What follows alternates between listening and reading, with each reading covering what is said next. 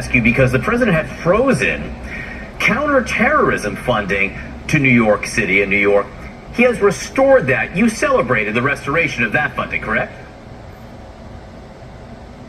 Yes, I did. And that was unrelated to the shutdown. This was a case where the Department of Homeland Security came up with a formula. And as a result of this formula, cities like New York had lost funding. In our case, the state lost $187 million, which is obviously unacceptable, with New York being the #1 terror attack. I'm glad that President Trump heard our concerns. I reached out to him personally last week, and within 48 hours, he had reversed this decision made by the Department of Homeland Security. But it goes to point that these agencies have to be much more thoughtful and cautious when they're dealing with something as critical as counterterrorism money. And so I'm happy it was fixed, but I hope the agencies do take note of this, because we're tired of having to go in and reverse things that were made in bad decision.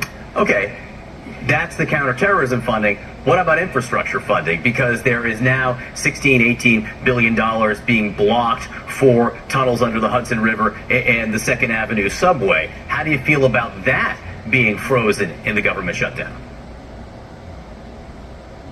You know, that's directly related to the shutdown, so it's a little bit different. It wasn't a formula in funding, as was the counterterrorism money. What I would say is that, you know, once this shutdown is over, we'll see that money flowing. But it's no different than what we're seeing taking place with women, infant, children, nutrition program. That's going to run out of money. We're going to see the military not being paid. A whole slew of programs are going to be affected if, yes.